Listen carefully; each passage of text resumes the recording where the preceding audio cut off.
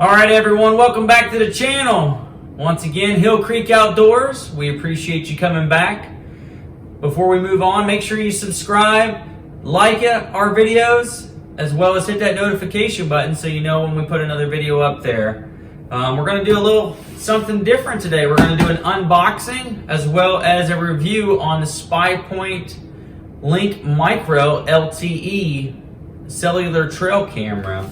We've had one of these cameras for approximately 2 months, and we're going to do our review on it thus far and how it's operating. We purchased 2 more of these cameras, and we're going to show you how to set them up and how to get them rolling on your devices. All right, guys. So we purchased it off Amazon. You guys can purchase it wherever you'd like to purchase. We're not sponsoring this Amazon or Spypoint by any means. These are just the cameras that we've used, and we're going to try to use more on the property here, and we just want to give you a review about it and some unboxing. So we're going to unbox this real quick. We also purchased some batteries, so they should be in here. So we'll kind of give you a rundown of what we got in a box. So we have a box here that should be our Spypoints, as well as some batteries we purchased. We'll go with the batteries first. We like to use the lithium batteries. They last longer. And these are the Energizer. Well, these are the wrong batteries. They sent us the wrong ones there. See, there's AAA. We were supposed to have AA batteries, so we'll have to return them. But yeah, that happens sometimes. So let's move on here to the actual box.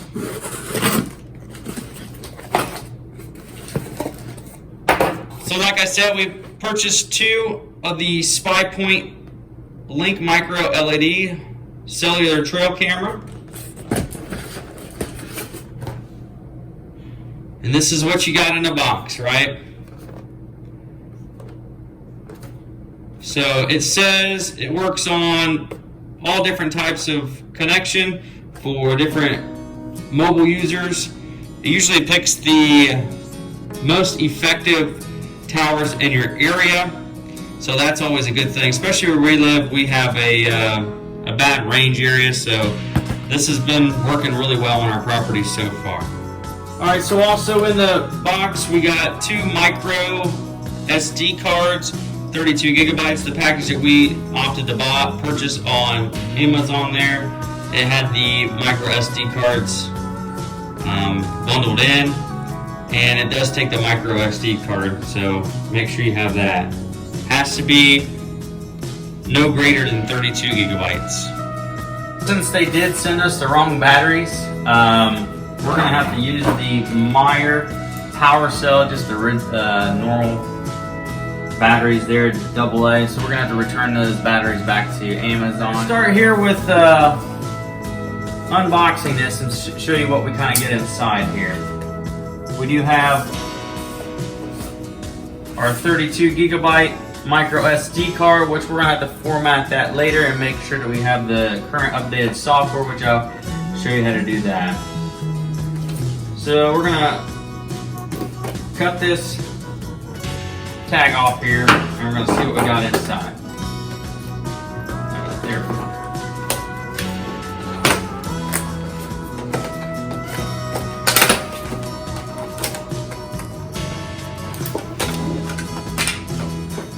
So you're going to get your camera. It also comes with a strap and instructions. So we're going to go ahead and put this box off to the side along with this trash here.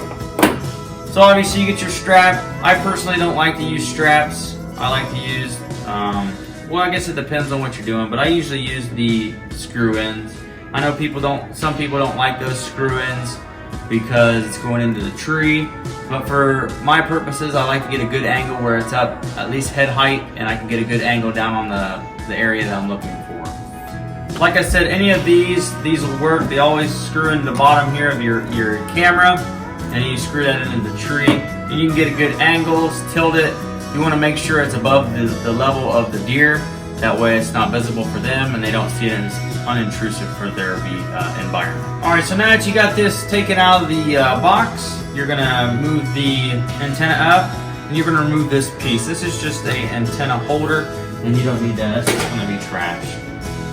You're going to remove the little plastic piece off the sensor, and you're going to open it up. Once you open it up, you're going to remove the sticker here that says to insert batteries. It also comes with a sticker or a little piece of paper here that gives you where you can download the app for Spypoint. You can download the app off of your Android marketplace or the App Store for iPhones, also Google Play. Once you do that, you can also do it online. You can activate your cameras online, but we're going to talk about activating it by cell phone. So go on there, download the app, create an account with a username, password, and once you have that established, then we're at this point here. You're going to remove this battery pack, and you're going to insert the batteries into the battery pack. Once again, I would recommend using lithium AA batteries. They're going to last you a lot longer, and the ultimate reason why you go to a cell cam is so you're not going into the area and disturbing that area. So once you have these batteries put in, we're going to set that off to the side. The next thing you're going to do is you're going to see this QR code. Once you go on the app for the Spypoint, you're going to hit activate camera. It's going to give you an opportunity to scan this QR code. Once you scan that QR code, it'll run you through the necessary steps at that point. It's a 3-point step or process to activating your camera by the app there, and it all goes into detail inside the owner's manual. So we're going to put that owner's manual off to the side because obviously I'm going to try to tell you how to do it and make it a little bit faster and more efficient, but it's very intuitive, the instructions. So next I'm going to take my 32 gigabyte micro SD card, and we're going to open that up. Everyone, now that you got your micro SD card opened up, you're going to have the adapter, and you're also going to have the micro SD card. Like I said, make sure you only go up to a 32 gigabyte, and it has to be a number 10 class. This is probably the most important part from my experience with these trail cameras, is you have to format it correctly and use the firmware that is offered on the Spypoint website. You have to attach that onto this micro SD card, or the camera will not send photos and will not operate in the appropriate manner. That isn't laid out in the owner's manual. So now that you went through the process of scanning your QR code and activating it on your mobile device, you're going to insert these batteries. It is labeled this side up, and so it goes into your camera, and you're going to activate it by turning it on. It's going to run through a series of lights. It's going to flash green for approximately 30 seconds. During that time, it's trying to activate and connect to your account. I do not put the SD card in during this process. You don't have to. Like I told you before, you're going to have to put the firmware onto the SD card, which is a very imperative part and the most important part in this process. So once this is done with its status blinking, it might take up to a little bit more than 30 seconds. Sometimes I've had it take up to 2 minutes. So right there it finished. All right, so we're getting a orange signal or orange light, which is a fair signal. Green's obviously going to be good, and a red will be a no signal, and it lays it out over here as well. Once you get to this point, you're going to keep your camera on, and you're going to go onto your mobile device, and you'll be able to rename it and go from that point. The most important part is right here. You're going to insert your SD card into your computer. I do have a Mac, so it might be a little different for those who don't have a Mac. They have a PC, but I'm going to show you for the Mac version. What you're going to do is I'm going to relabel my SD card stating Spypoint 3, since this is my third camera. That way everything is consistent.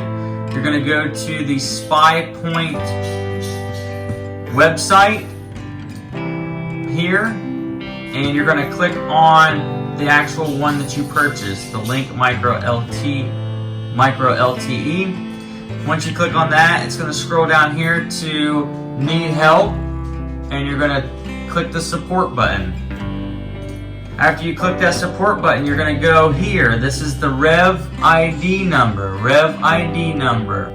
So to find that Rev number, you're going to go to your app. You're going to go to the actual camera you're looking at. So for this purposes, it's going to be camera number 3. That's why I like to label them. You're going to click your status button. You're going to go down. You're going to find where you see a series of numbers. At the end, you're going to see Rev, and then that final number. That final number is what you're going to need. For this purpose, Rev number 2 is what it's going to be. So you're going to type in number 2 into that category, and you're going to hit search. Alright, once you hit search,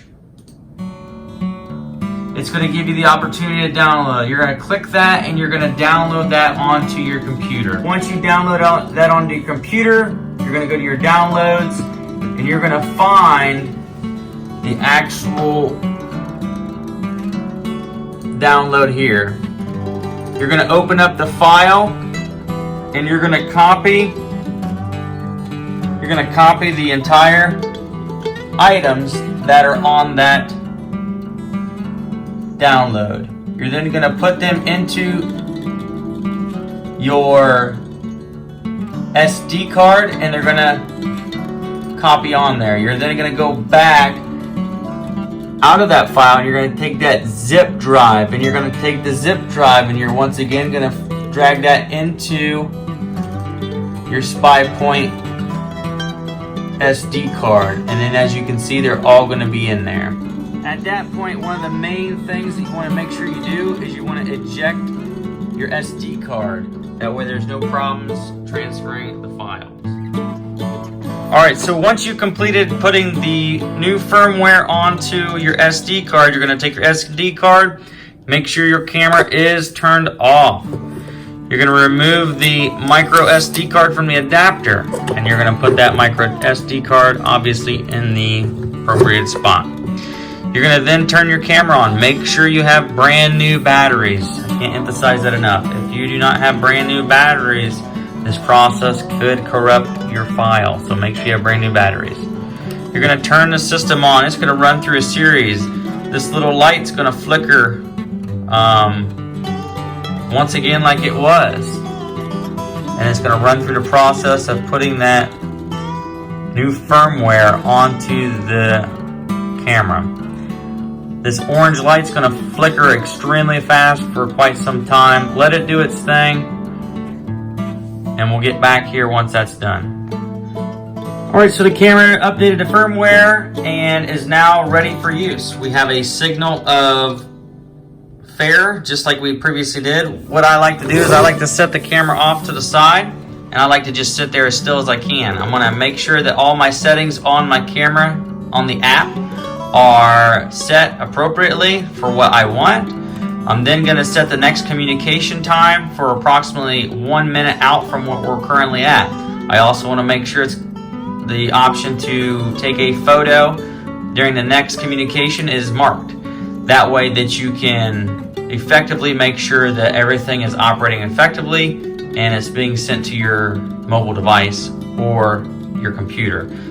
So everything is operating correctly. Photos are getting sent the appropriate way to the online account as well as the mobile device. Last thing I would do is, like I'm pointing here, label each one of your cameras so that you know exactly which one you're putting out so you can correspond them. And these cameras are now ready for operation to be put out into the field. So let's move on to a short review. I've had this Micro-LTE for approximately 2 months, and I haven't had any issues. I've been very impressed with it and satisfied with its operation. It sends me photos when I tell it to. The picture quality, everything is superb. The app is very intuitive and easy to follow. You can change your times on a fly. You can change your settings on a fly. You can set as many times as you want the video picture to be sent to you, up to 12 times, every detection, 12 times in a day. I always personally like to do 1 time a day just so it doesn't drain the battery life. Just know that if you do select a more frequent pictures, it will drain your batteries, even with the lithium batteries.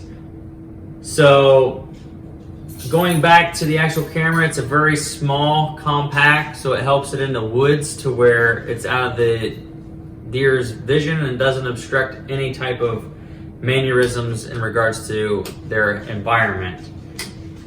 So I've yet got to test this new camera in cold weather, so we'll be continuing to do the testing on that.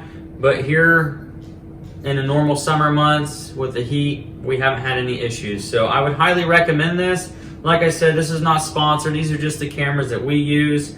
I hope you all enjoyed this video, and I hope you learned something, and I've brought some type of value for you to better your hunt and your ability to go out in the woods and scout so that you can have a more successful hunting season this year. Even if you don't use it for hunting, you can do it for wildlife. So I know there are some folks out there like that. So once again, I appreciate you coming back to the channel, Hillcreek Outdoors.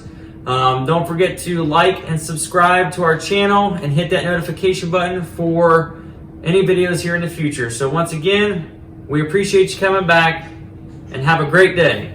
Till next time.